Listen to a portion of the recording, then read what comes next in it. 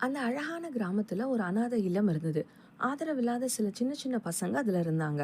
அதுல இருந்த வயசான நிர்வாகி ரிட்டையர் ஆனதால புதுசா பால் அந்த ஆர்ஃபனேஜை நிர்வகிக்க வந்தான். பால் ரொம்ப நல்லவன், தெய்வ பக்தி உள்ளவன்.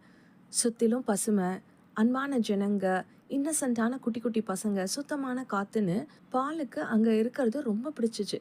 ஆனா அங்க ஒரே ஒரு குறை தான். இவங்க இருந்த ஆர்ஃபனேஜுக்கு எதிர ஒரு பெரிய மலை இருந்துச்சு. அந்த மலைக்கு அந்த பக்கம்தான் நல்ல ஹாஸ்பிட்டல், பெரிய சூப்பர் மார்க்கெட்ஸ், ஸ்கூல்ஸ், பஸ் ஸ்டாப்னு எல்லா வசதிகளும் இருந்தது. எது தேவைனாலும் அந்த மலையை சுத்தி தான் போகணும். திடீர்னு ஒரு எமர்ஜென்சினா கூட அந்த மலையை சுற்றி அடுத்த பக்கம் இருக்கிற ஹாஸ்பிட்டலுக்கு போகணும். இதனால டைம் வேஸ்ட்டு.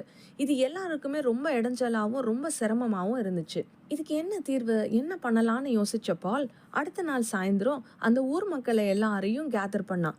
எல்லார்கிட்டையும் பால் தேவனுடைய வல்லமைகளை குறித்து சொல்லி தேவனால் கூடாத காரியம் ஒன்றும் இல்லைங்கிறத மக்களுக்கு தெரியப்படுத்தினான். அது மட்டும் இல்லை, எவனாகிலும் இந்த மலையை பார்த்து நீ பெயர்ந்து சமுத்திரத்திலே தள்ளுண்டு போ என்று சொல்லி தான் சொன்னபடியே நடக்கும் என்று தன் இருதயத்தில் சந்தேகப்படாமல் விசுவாசித்தால் அவன் சொன்னபடியே ஆகும் என்று மெய்யாகவே உங்களுக்கு சொல்லுகிறேன் அப்படிங்கிற மார்க் 11:23 வசனத்தை கோட் பண்ணி நம்மோட விசுவாசம் எவ்வளோ பெரிய காரியத்தையும் வாய்க்க செய்யும்னு சொல்லி ஜனங்களை ரொம்ப உற்சாகப்படுத்தினான். ஜனங்க எல்லாரும் ரொம்ப விசுவாசமா ஒரு மனமா சேர்ந்து ஜெபிச்சாங்க. அன்னையிலிருந்து அந்த ஊர்ல இருக்க ஜனங்க எல்லாரும் ரொம்ப விசுவாசமா அவங்களுக்கு இடைஞ்சலா இருக்க அந்த மலை அந்த இடத்துல இருந்து போகணும்னு சொல்லி தங்களோட தேவனாகிய கர்த்தரை நோக்கி விண்ணப்பம் பண்ணினாங்க.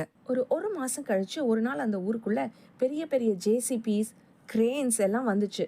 நிறைய புது புது ஆஃபீஸர்ஸ், யூனிஃபார்ம் போட்ட நிறைய ஆளுங்கெல்லாம் வந்தாங்க.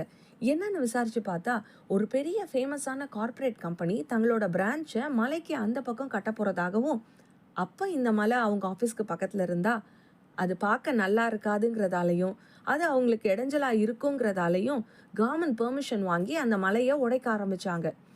எல்லாருக்கும் ஒரே சந்தோஷம். ஒரு சில மாசம் கழிச்சு பார்த்தா மொத்த மலையும் உடைச்சு அந்த மலை இருந்த இடத்துல அழகான ரோடை போட்டாங்க.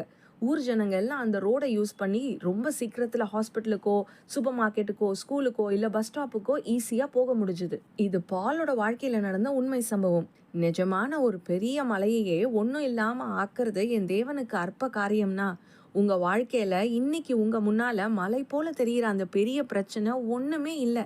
உங்க முன்னால இருக்க அந்த கடன், உங்க முன்னால இருக்க அந்த ஆசீர்வாத குறைவு, உங்க முன்னால இருக்க அந்த திருமண தடை, உங்க முன்னால இருக்க அந்த குழந்தை செல்வம் இல்லாத தன்மை, இதையெல்லாம் என் தேவனுக்கு ஒரு பெரிய விஷயமே இல்ல. அதை மாற்ற, அதை ஒன்றுமில்லாதது போல ஆக்க என் தேவன் வல்லவர். விசுவாசியுங்க, ஜெயம் பெறுங்க.